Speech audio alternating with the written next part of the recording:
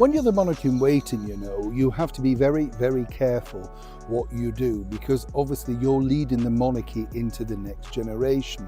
And if you look at the history books, and you can see this time and time again, I think really apart from when the Queen's father had to take over because he really wasn't prepared for that, Harry believes William will have to give in eventually. Not hopes, believes. He came back from Highgrove with no official picture, no public statement, no formal acknowledgement from the palace, and he read that outcome as progress toward a reconciliation that he now considers inevitable. William, meanwhile, was at Polo. The gap between those two readings of the same situation is not a small one. It is the central story of where this family stands right now, and understanding why Harry's belief is almost certainly wrong tells you something important about the difference between these two brothers and the very different worlds they have built for themselves. The William comparison, why it matters. Start here because this is the foundation of everything. Two brothers, same family, same loss, the same mother, gone at the same devastating moment. One of them has become, by almost any objective measure, one of the most effective and strategically intelligent senior royals of the modern era. He understands social media, he understands the public mood. He controls his own narrative with a precision that reflects years of learning, adjusting, and applying those lessons in real time. His podcast appearance with Travis Kelce's brother was cited this week as a comparison point, and it is a fair one. William, in that conversation, was relaxed, warm, in control, and entirely himself, doing in it. The contrast with Harry's recent podcast appearance, described even by sympathetic observers as dated, uncomfortable, and remarkable, mainly for a level of personal disclosure that most people found more cringeworthy than relatable, was stark. William carries no apparent accumulated trauma in his public presentation. He is grounded, focused, and moving forward. Why? Several things. His character, his preparation for the role, the ability of his own family, 3 children, a wife who has built her own formidable public identity, a relationship with her family that has given him the kind of warm, functional, ordinary foundation that so many public figures never find. He is attached to the Middletons. That is not a criticism. It is a description of a man who found, in his 40s, the thing that grounds him, and it shows in how he moves through the world. Harry found something different, something that pulled him away from that grounding rather than providing it. What actually happened at Highgrove, the part not reported. Here is a detail that was not widely covered. The king, according to a source familiar with the situation, genuinely wanted to explore whether Catherine might be able to facilitate a private meeting between the two brothers, not a formal reconciliation ceremony, not a press event, just the two of them, possibly with the king present in the room at Highgrove. He asked about this, quietly, in the way that Charles tends to handle the most delicate family matters, not as a direct command, but as a sincere hope. William did not want any part of it, and Catherine, who wholly respects the king, who curtsies to him publicly in ways that speak to genuine warmth rather than perform deference, did not want to be put in the middle. She did not refuse rudely. She simply made clear that this was not her battle to fight or her relationship to repair. So the brothers did not meet. And Harry, who had perhaps been hoping that the Highgrove visit might produce exactly that moment, left without it. The belief and why it exists. So why does Harry believe William will eventually cave? The reasoning, as best as I can reconstruct it from what I know about his current thinking, goes something like this. The king has now softened. The king opened the door, the children were seen, the family unit was, however briefly and privately, in the same space. As the public narrative gradually shifts, as the perception grows that Harry is trying, that he is willing, that he showed up, William will face increasing pressure from public opinion to match that energy. If Balmoral happens in August, if Christmas becomes a possibility, if the tide of sentiment moves in the direction of reconciliation, William will find himself in a position where holding his line starts to look like stubbornness rather than principle. That is the calculation. I want to be honest about why I think it is wrong. William is not managing public perception as his primary objective. He is managing an institution. He is thinking about what the monarchy looks like when George and Charlotte and Louis are adults. He is thinking about the precedents being set now and what they will cost in 15 years. Public sentiment is real and William is not indifferent to it. But it is not the thing that determines his decisions. His decisions come from a deeper calculation about what the institution requires and about what trust means and whether it has been demonstrated. Trust is not demonstrated by showing up at Highgrove when your brand is failing and your legal case has collapsed. Trust is demonstrated over time consistently in the choices made when the pressure is off. Harry has not demonstrated that yet, and William is waiting to see if he ever will. The podcast, what it revealed. Let's be direct about the recent podcast appearance because it is relevant to where Harry's public standing actually is right now. He came across as someone who has not yet found a stable footing in his post-royal life. The humor was dated. The personal disclosures were, by general consensus across observers who are not hostile to him, misjudged. The answer to "what do you do?" full-time dad, with the title sitting there unused, used, was honest in a way that was more revealing than he perhaps intended. There is nothing wrong with being a full-time father. It is a meaningful thing. But when you are trying to position yourself as a significant global figure, a serious advocate, a man whose opinion on British justice systems and military welfare matters at the highest level, and the answer to what you do is essentially I parent, the gap between the positioning and the reality becomes visible. William's podcast was not perfect. There were moments that were runchier than he probably would have chosen in a cooler moment, but he was present. He was himself. He was in control of the conversation even when he was relaxed inside it. The comparison tells you something about where each brother currently is, the brand calculation, and what they actually want. Here is what Harry and Meghan are actually hoping for from this period, and I think it is worth stating plainly because the word reconciliation can obscure what is really being sought. They want the royal family website updated. They want Centabele referenced differently. They want eventually access to events, Trooping the Color, the Order of the Garter, perhaps the Thistle, that would place them back in the frame of royal life in ways that would be commercially valuable. They want to attend things where cameras are guaranteed and where their presence would signal that the Sussex brand has royal legitimacy behind it again. And none of those things, not one of them, is within the king's gift to give unilaterally. All of them require William's sign-off. All of them involve the future of an institution that William is already effectively running in all but name. Harry's route back to any of that does not run through Highgrove. It runs through William. And William is at Polo. What comes next? What I know. Balmoral in late August remains a possibility, but only a possibility, and it is entirely conditional. The condition is the same one it has always been. How quiet does the Sussex operation remain between now and then? Does a carefully placed article appear in a sympathetic publication describing the warmth of the Highgrove meeting? Do the children become slightly more visible? Does the narrative around the brand start borrowing the language of homecoming? If any of that happens, the Balmoral invitation becomes considerably less likely. Christmas is a longer shot. The idea of William, Catherine, their children, Harry, Meghan, Archie, and Lilibet all in the same room for a family Christmas is, let me be honest, not something that the evidence of the past 6 years makes easy to imagine. Harry thinks the momentum is moving toward it. William's silence is telling you something different. The record shows, as I have said before, that maintaining discipline under pressure is genuinely hard for Harry. The Chatham House moment, the whitewash comment, happened at the end of one bad week. There will be more bad weeks. This is far from over, but right now the power in this situation is not where Harry believes it is. Two brothers, the same mother, the same loss. One of them is grounded, forward-facing, managing one of the oldest institutions in the world with his eye on a horizon that extends decades. The other is rebuilding, slowly, from a much weaker position than he arrived at 3 years ago, and genuinely believing that the brother who walked away from Highgrove has simply not yet had enough time to see the wisdom of forgiving. I want to know what you think. Do you believe William will eventually come around, or do you think the line he has drawn is permanent? Drop your thoughts below. Like the video if it gave you something to sit with. Subscribe to stay with the story. Take care. See you very soon.